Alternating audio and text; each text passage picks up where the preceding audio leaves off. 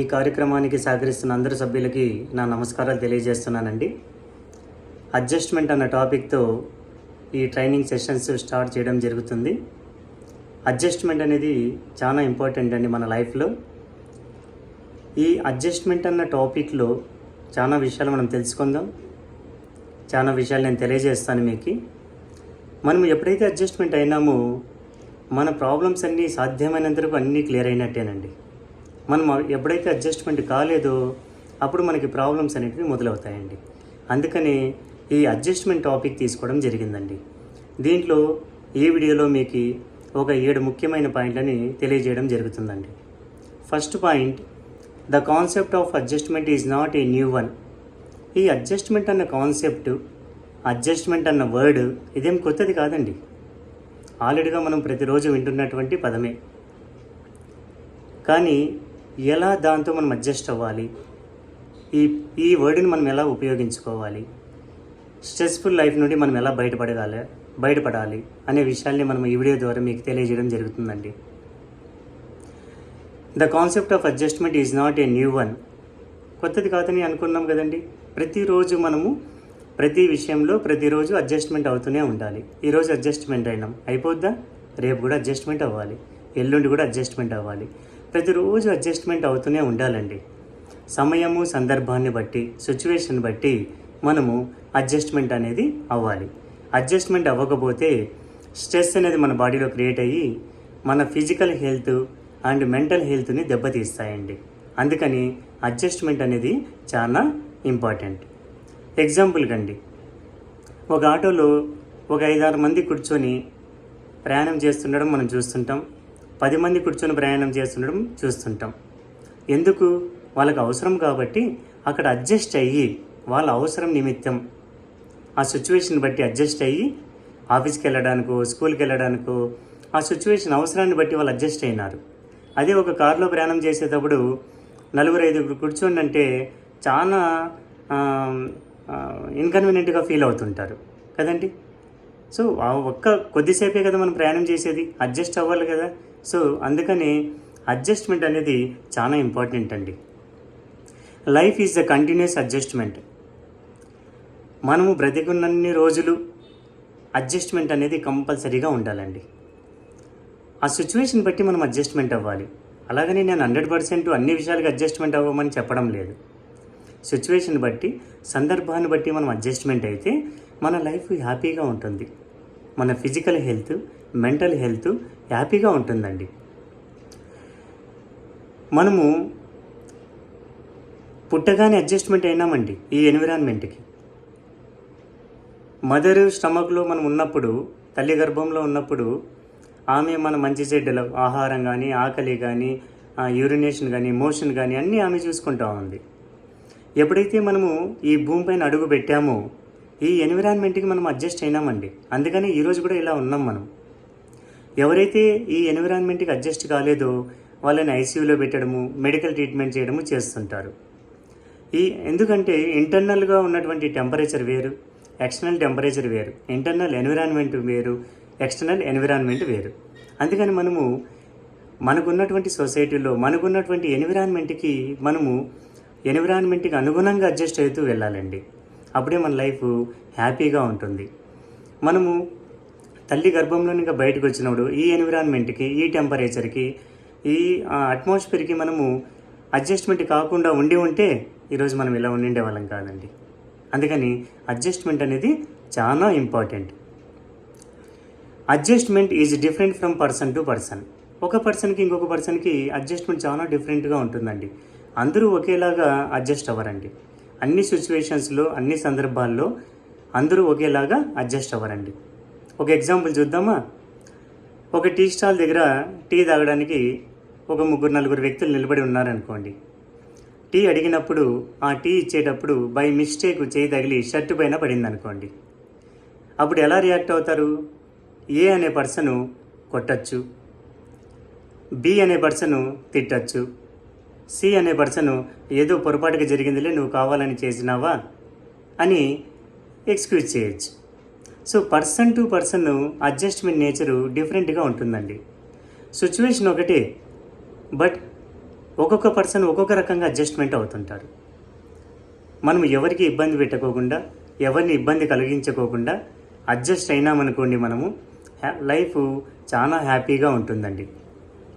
అలానే ఇంకొక ఎగ్జాంపుల్ చూద్దాం.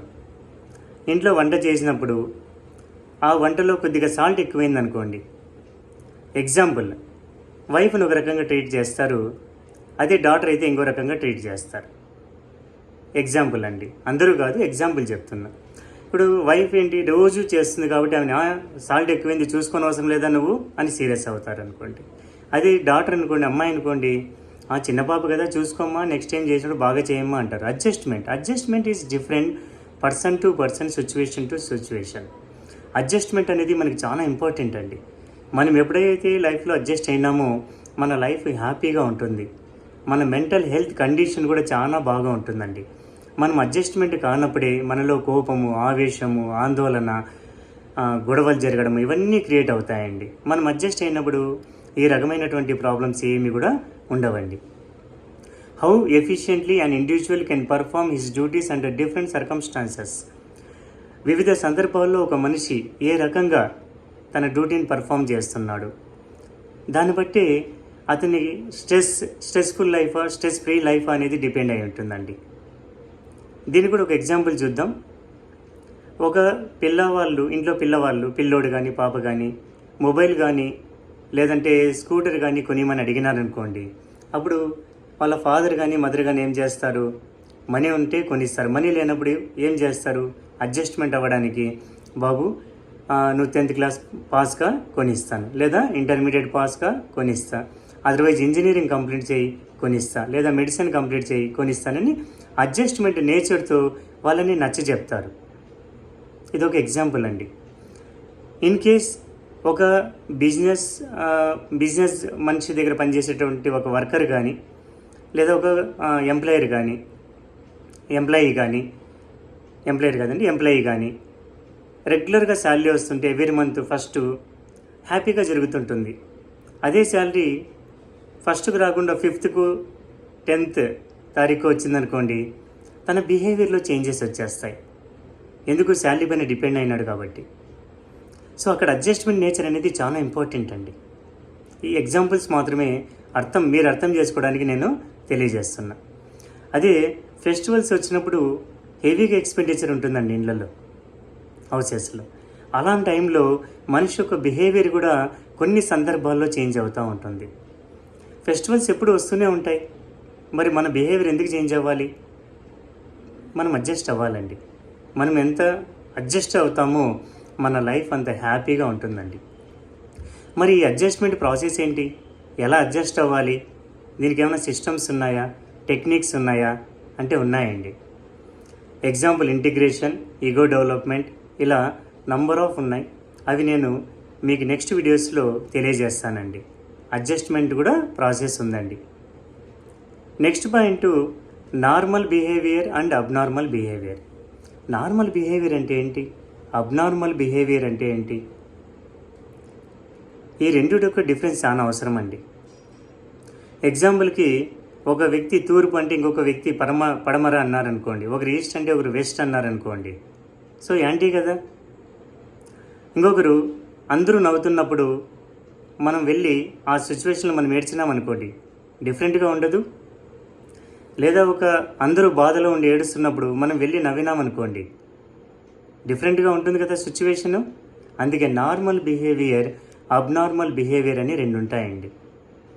ఏదైతే సొసైటీ యాక్సెప్ట్ చేయదో, ఏదైతే సోషలీ నాట్ యాక్సెప్టెడో, సొసైటీ యాక్సెప్ట్ చేయదో దాన్ని అబ్నార్మల్ బిహేవియర్ అంటారండి. సో మనం అబ్నార్మల్ బిహేవియర్గా బిహేవ్ చేస్తున్నామా, నార్మల్ బిహేవియరా మంది అని మనం ఐడెంటిఫై చేసుకుని ఈ వీడియోస్ చూసిన తర్వాత మనం నార్మల్ బిహేవ్ చేయడానికి ప్రయత్నం చేయాలండి. అంటే ఆఫీసులో కానీ, సొసైటీలో కానీ, రిలేటివ్స్ దగ్గర కానీ, ఫ్రెండ్స్ దగ్గర కానీ మన బిహేవియర్ ఎలా ఉంది, నార్మల్గా ఉందా, అబ్నార్మల్గా ఉందా? నార్మల్ మీన్స్ సొసైటీ యాక్సెప్ట్ చేస్తున్నటువంటి బిహేవియరు నార్మల్ బిహేవియర్ అండి. అబ్నార్మల్ బిహేవియర్ మీన్స్ సొసైటీ ఏదైతే యాక్సెప్ట్ చేయదో అది అబ్నార్మల్ బిహేవియర్ అండి. అలానే నెక్స్ట్ పాయింట్ అండి, every married individual must adjust. పెళ్ళైనటువంటి వాళ్ళు ప్రతి ఒక్కరూ అడ్జస్ట్ అవ్వాలండి. అడ్జస్ట్ కానప్పుడు సమస్యలు వస్తాయండి. ఎందుకు అడ్జస్ట్ అవ్వాలి, ఎలా అడ్జస్ట్ అవ్వాలి? ఫర్ ఎగ్జాంపుల్ అండి, హైదరాబాద్లో అమ్మాయి బెంగళూరులో అబ్బాయికి మ్యారేజ్ అయిందనుకోండి, లేదా హైదరాబాద్లో అబ్బాయి బెంగళూరులో ఉన్న అమ్మాయికి ఇద్దరికి మ్యారేజ్ అయిందనుకోండి, వాళ్ళు అడ్జస్ట్ అవ్వడానికి టైం పడుతుందండి. ఎందుకంటే Hyderabad location, environment, culture, atmosphere is different అండి. బెంగళూరు కల్చర్, అట్మాస్ఫియరు, అక్కడ ఉన్నటువంటి ఎన్విరాన్మెంటు డిఫరెంట్ అండి. మనం ఏదైనా కొత్త ప్లేస్కి పోయినప్పుడు ఇమీడియట్గా అడ్జస్ట్ అవుతామండి? ఇట్ విల్ టేక్ టైం, కొద్దిగా సమయం తీసుకుంటుందండి. అలానే వీళ్ళు కొత్తగా మ్యారేజ్ అయిన తర్వాత ఆ హౌస్ ఎన్విరాన్మెంటు, అక్కడ ఉన్నటువంటి ఫ్యామిలీ మెంబర్స్ రిలేషన్షిప్, వాళ్ళ సరౌండింగ్స్, వాళ్ళ సరౌండింగ్ ఎన్విరాన్మెంటు, ఇవన్నీ అడ్జస్ట్ అవ్వడానికి టైం పడుతుందండి. అడ్జస్ట్మెంట్ అనేది కంపల్సరీగా జరగాలండి, టైం పడుతుంది. మనం వెంటనే వీళ్ళు అడ్జస్ట్ అవ్వలేదు, అడ్జస్ట్ అవ్వడం లేదు అని మనం అనకూడదండి.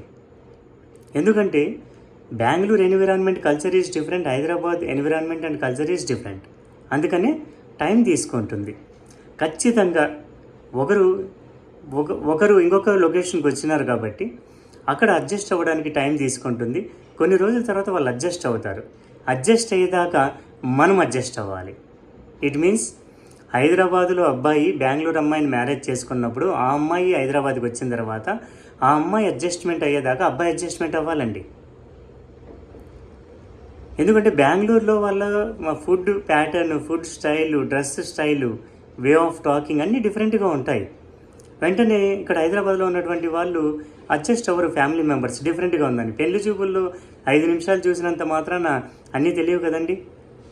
అందుకని అడ్జస్ట్మెంట్ నేచర్ అనేది చాలా ఇంపార్టెంట్ అండి. అందుకని ఈ టాపిక్ తీసుకోవడం జరిగింది. మీకు మరిన్ని విశేషాలతో నేను నెక్స్ట్ వీడియోలో మీకు మరిన్ని విషయాలు అందిస్తాను.